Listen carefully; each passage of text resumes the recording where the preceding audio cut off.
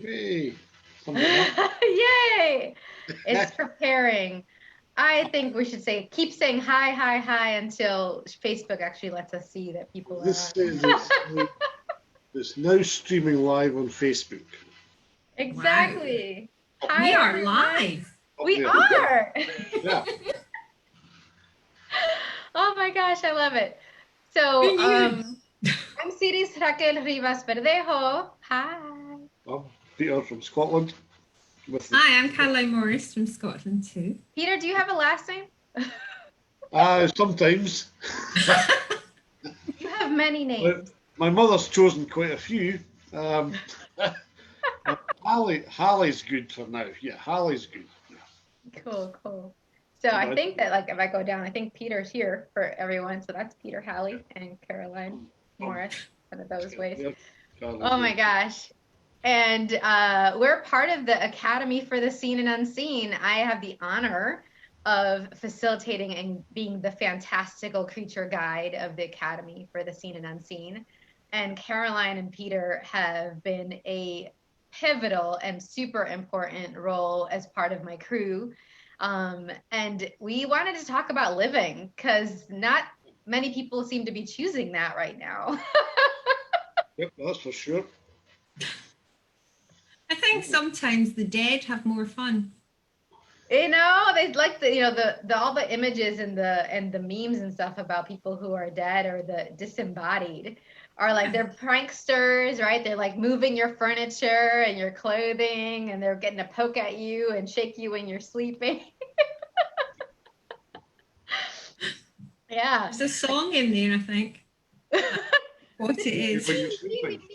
Yeah, something. I can't remember what the heck's that song. Anyway, yeah, because it's like sometimes, especially even before all of this kind of upside down chaos and life and living reset, whatever you want to call it, I often thought that playing with entities as we do, all three of us do that, and many more in the academy do, and of course the academy is co-facilitated by many beings, including entities. Mm-hmm.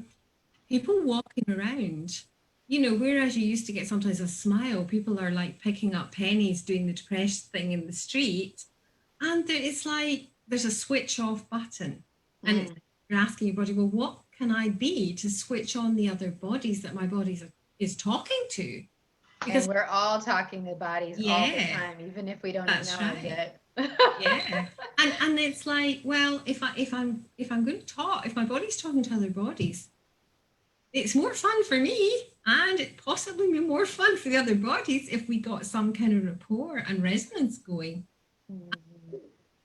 It's that switch on thing rather than being bored to death by not choosing fully to live.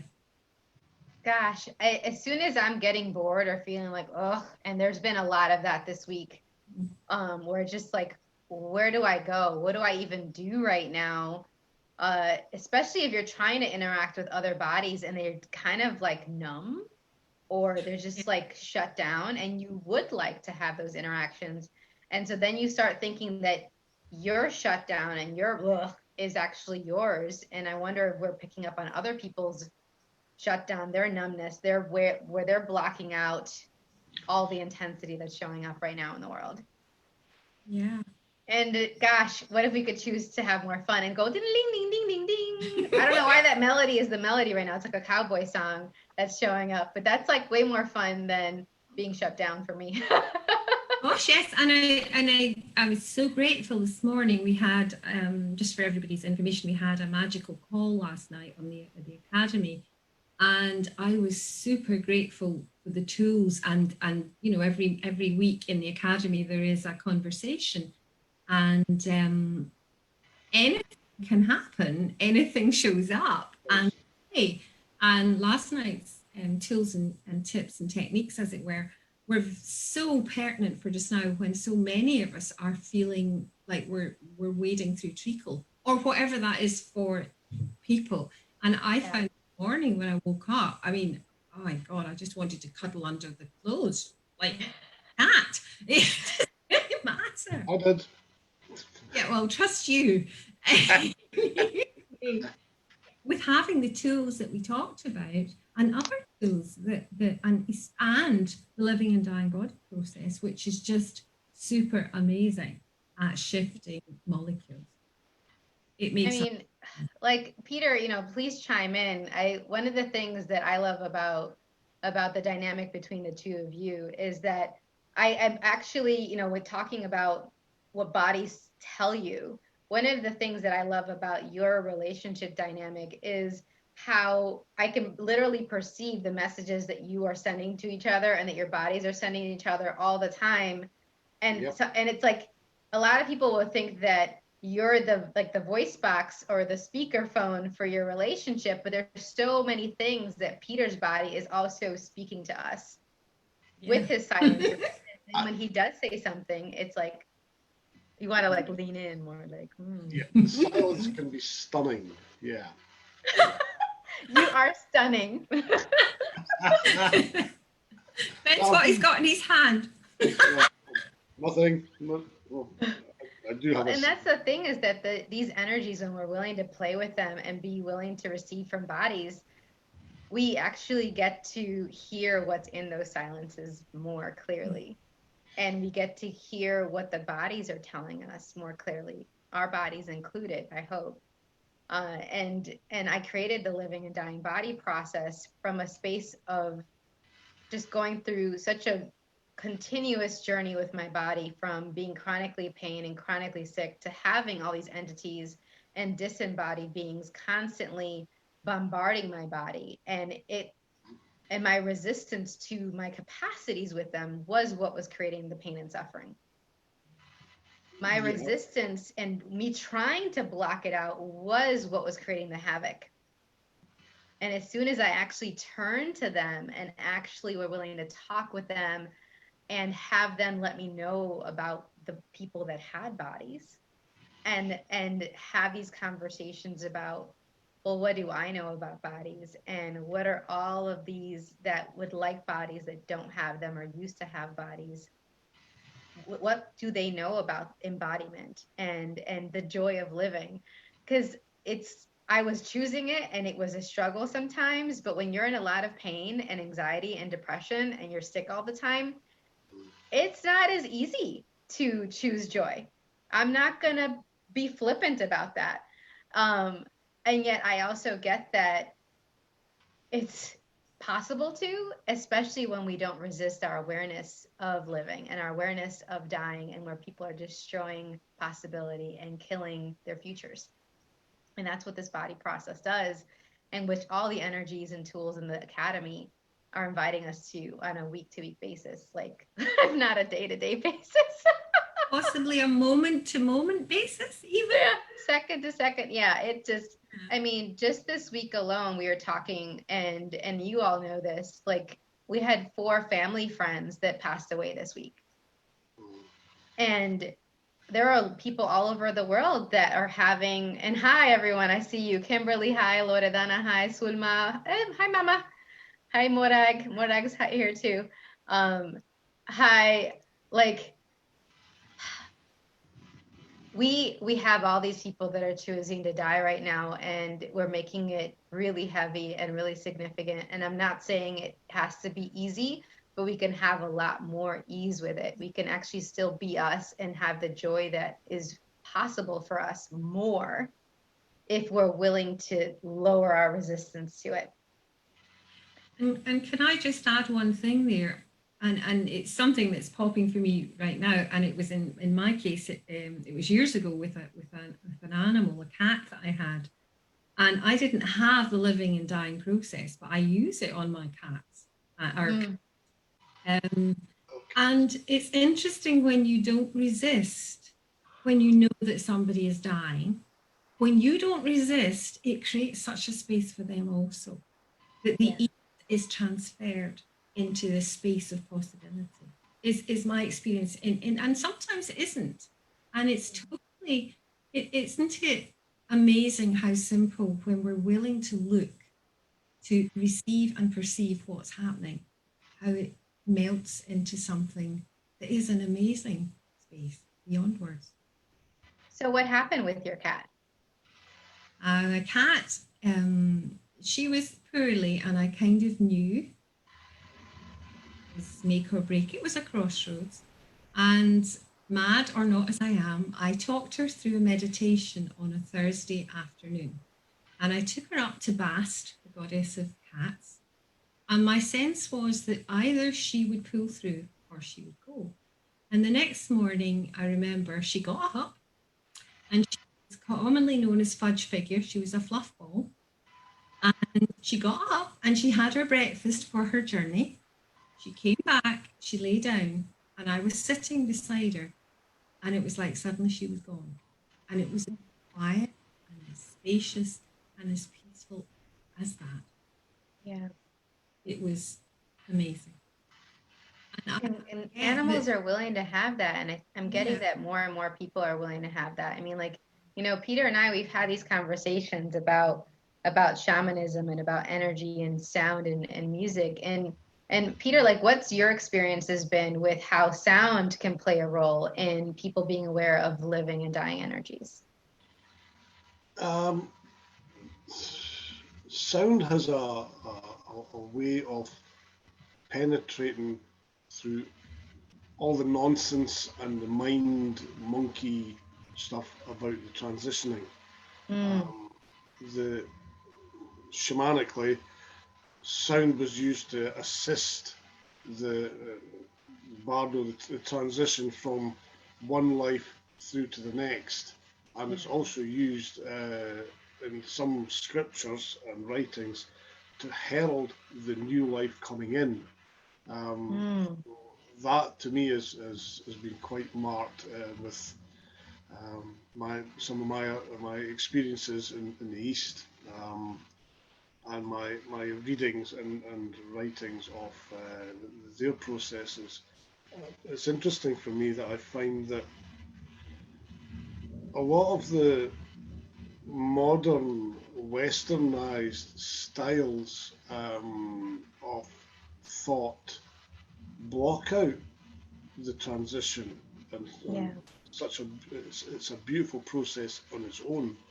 And if we were, this is a point of view, in my opinion, if we were in generally more aware of the transitioning energies, then yes, it's sad to lose a dear one and a loved one, animal, plant, being, whatever, but to know that there's a sense of relief that creation is no longer in pain, it's no longer striving or struggling, it has a contemplative mood that helps to carry it through, and to not rejoice is the wrong word, but to celebrate that's now coming more to the forefront. I have a friend who lives not far from me, and she's a celebrant, and her point of view is absolutely fantastic, and true to the word celebrant, she celebrates everything. I love that. Yeah, she's absolutely fantastic. It sounds like a lady I'd like to know. And that's, I love that point of view. I want to point out the word herald, like hark the herald angels sing, glory to the newborn king, like that they talk about in the Bible and in Christian, and as being raised Catholic. And for me, there was this challenging friction with that, with just loving the awe of the angels and it being around in my life, my whole life, and they're still around. And all the things that I couldn't talk about and all the things that weren't being acknowledged that I was also aware of. And obviously this isn't the case in every Catholic church or in any, or for every practitioner. That was just my own personal experience. And I wanted, even as a kid, to have the conversations about that were being avoided.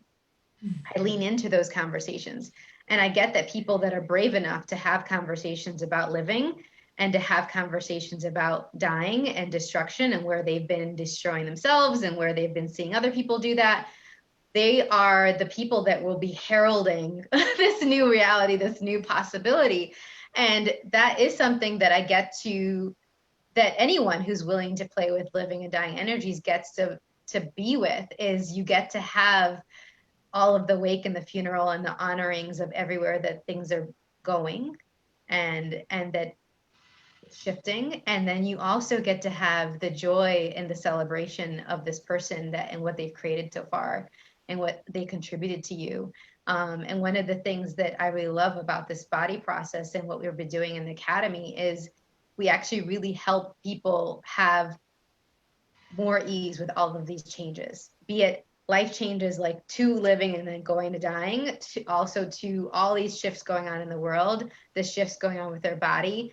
And a lot of people, they're not having those conversations. They're not there, and they want to, but they're like, where are these conversations happening? They're happening here.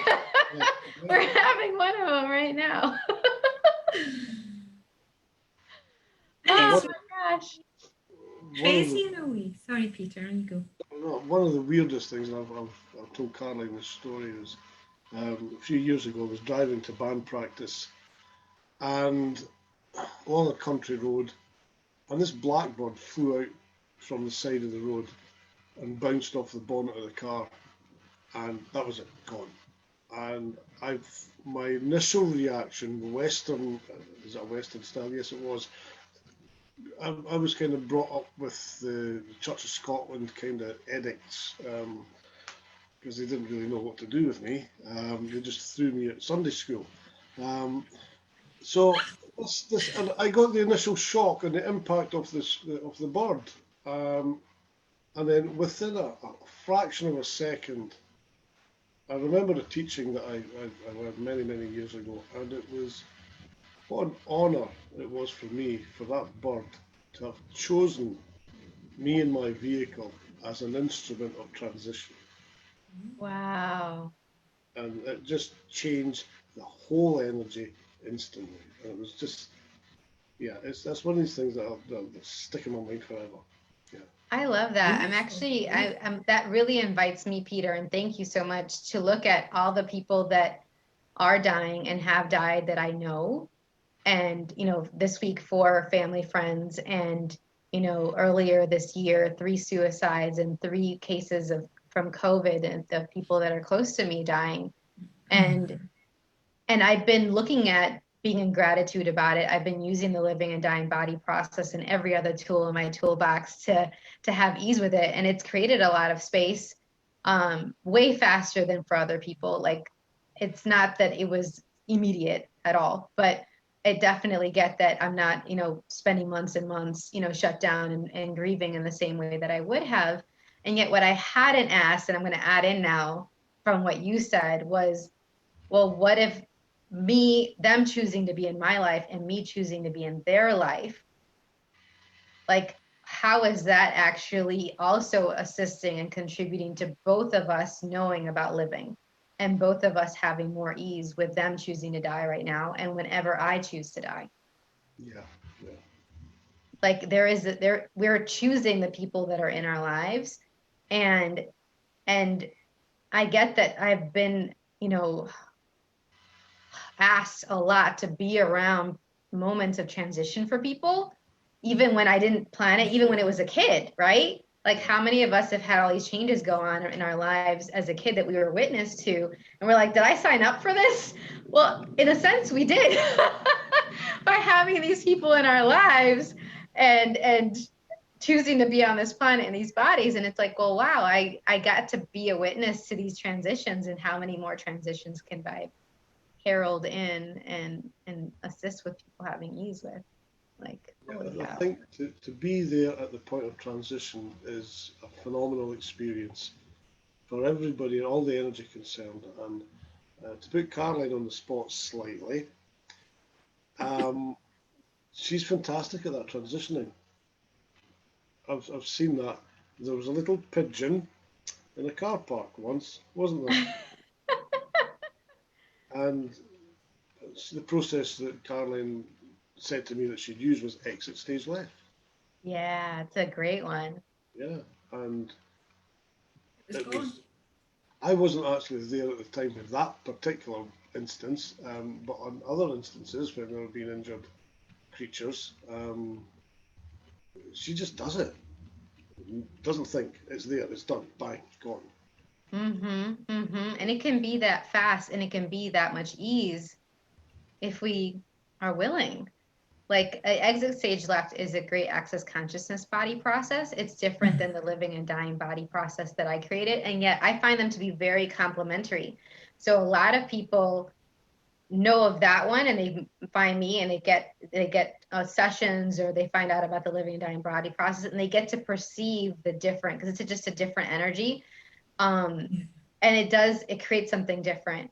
And one of the things that I love about the living and dying body process is, in addition to it helping with these transitions, it's also about reawakening your joy for living, and like acknowledging what are your unique gifts and capacities with living and dying. Like, it's different for each of us. We have three beautiful beings, if I must say so myself, that are on the video right now. And our capacities with living are really different, and our capacities with dying are really different, and how we choose to destroy is very different. And yet it's all a part of us as beings, and I wish we could look at that more and have people know that more for themselves. What would that be like? Right. I would like to actually acknowledge the living and dying body process and you from the point of view that I've used exit stage left many times. I mean, we cared for my mum for quite a while, and I used it, and I'm sure it brought a certain amount more ease. But what I love about the body process is that it's applicable in every area of your life, in every area, and the more you use it, the more of an invitation, from my perspective anyway, it is. I mean, I'll use it on parts of my body. I'm aware of the movement. I did it there. I did it in all this heaviness this morning. I'm using this, and the amount of, I thought maybe it's hard not to do the gestures now that you know some of the hand positions, right? And you know, it's just that it's something just amazing, and it's so versatile. My sense is, it's you're right. The energies between the two are very different, and it's just that what you've brought in for me, I don't know about Peter, but for me, it has a versatility, an expanse, and a depth that is quite beyond words. So thank you so much, because for me, it is something else, really something else. Thank you. It's getting me teary-eyed, because like, it's when you really look at everywhere that you've died, and I've chosen to, and I see that it creates more and more. It's allowed me to recognize that so clearly in everybody else around me now. And I can't ignore anytime I'm all of a sudden not being me, and I'm destroying possibilities for me. And so I can't be like, la, la, la, la anymore with this.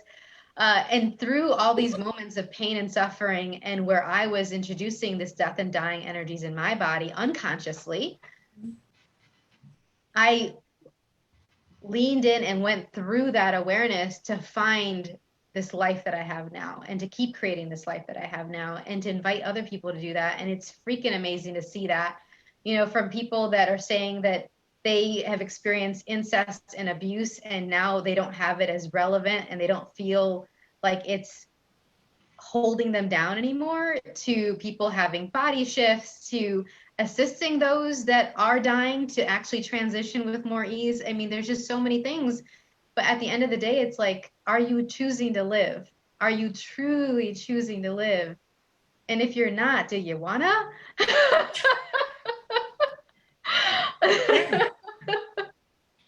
For me, it's part of this is opening the cage that you thought was your life into being your living. So we can soar, perhaps, like the winged creatures? Even that! And I forgot my feathers. Damn. You look great with your feathers too. I do love it. Now, don't tell everybody. They will be talking. So Peter, on the chat here, we have some comments that they're loving your discussion about sound with living and dying. And that was really beautiful. They'd love to hear more from you about that. And hello. Hi, Cass. How's it going? Lots of gratitude for this conversation. Yeah, I'm so glad people talking about how they're remembering and awakening, which is a great, funny thing that you're saying that word awakening, because the class that's coming on in September is called Awakening Your Capacities with Living and Dying. So great awareness on your end. That's what it does. It's awakening us to living more and to look at where we have been taking in other people's death and dying energies, and where they're destroying and killing possibility in their bodies, and we're locking it into our bodies. And we don't need to do that. It's not really your best choice. And then you can unlock it, and then you can live more exuberantly your way. Or, you know, or you can transition, and we don't have a point of view about that. We adore you anyway. Oh my gosh, my gosh. Was there anything else you wanted to say about the sound piece, Peter? I just wanted to make sure you saw that. Yeah, Like loving you for that. thank you for the person that's asked and written about that. I find it's extremely important at the moment. With what's going on with the pandemic issue, there are technical issues that are in the way of transmission of sound. But I'm fine with, for myself, I'm going back to the more shamanic style, where technology is not paramount. The energy will be transmitted regardless. And that also is a reflection on what's recently happening with me. I'm back involved with another band, so I'm drumming, I'm learning different styles. And that's created a few giggles, and a bit of pain or muscle memory issues, cellular memory issues that I didn't know I had. I mean, like last night we had a rehearsal, and I went to bed, and I woke up, and the back of my hand, the tendons were all very sore. But it wasn't a painful sore. It was we're here, sore. Come on, we're awake, we're here, you're using us. Woke us up now, so get on with it, boy. So yeah, to do that. What I'd also like to say, just because it was coming to me as you were talking, was a couple of things. We humans, or human type beings, are beginning to become aware of themselves, which is fantastic. The issue, that if there is an issue about this, is the coming away from the hundreds, if not thousands of years of conditioning of we've been told by others. And this particularly applies to men. And I really would like to encourage more menfolk to talk, to come out. There's no shame. If you feel you're the only, and it goes with other things like rape victims, etc., child molestation, you feel that you're the only person in the world that this has happened to. You're not. There's and it's interesting to have that juxtaposition of men and rape, and that's what a lot of men are being projected, that they are, by their very existence, rapists or possible rapists. A quick story about this. I have a very close friend who passed away a few years ago, and his son had been groomed from a young boy. I think he was 6 years old at the time, and he was groomed by a paedophile, and this was not discovered until he was in his mid-teens, and it came out. And I was asked to take care, to overlook the process of the courts, the people, the medication, all the sessions like that. And I mean, to see that and see how this young boy's reaction was, and what triggered it and what didn't, was an eye-opener to me. I mean, I myself was assaulted when I was a child. So not only speaking from my personal experience, but also seeing how this other young boy related to the world and Mhm. his perception of it, and me being able to assist as best I could, and realise myself too that men are really constricted. Yeah. And with Caroline and I, when I say this to Caroline, it doesn't always work, but communication is paramount. But you I'm don't give up. oh, no, well, Yeah. that's a different story. But and that's Yeah, the thing too, is it like what if we in there's so many of us that have experienced abuse and have experienced being assaulted. You know, I have as well. And thank you so much for your vulnerability, Peter, in the invitation and in mentioning what you've experienced, you know, in a short way. yeah, And what if that actually didn't have to define us or cut off our living? Like the things that all of us have gone through, what if none of it was about, had to like dictate how much we choose to live or not? yeah, I shouldn't even be here. I never thought I would get to be the age that I am. You know, there's so many moments, and we've all had this in different ways, our own ways, where we're like, where we could have easily chosen to not be on this planet anymore. And we're still here, and we get to enjoy each other and create together and invite people to something else. And so for anyone that's listening to this that does feel alone, like what Peter was saying, please reach out to us. It doesn't have to be in a public message. You can message us directly, with any questions, with any ways that we can contribute to you, because that doesn't have to be everything you are or even relevant in your reality anymore. And it can be from something that other people think is very small, but for you is really big, to multiple little small things, to a bunch of big things, whatever the size of all the things that you're using to stop you from living exuberantly. Are you willing to let that go, kick it out of your reality so that you could actually live, truly, truly commit to living? I'm committing to living again, once again, with each and every one of you. And I'm really, really grateful for this conversation. And thank you, everyone. We got some more, I agree in the thread. I'm trying to keep track of all the comments here. Yeah, there's some woohoos, yeah, like that in the chat. Thanks, y'all. If you'd like more of these conversations, let us know.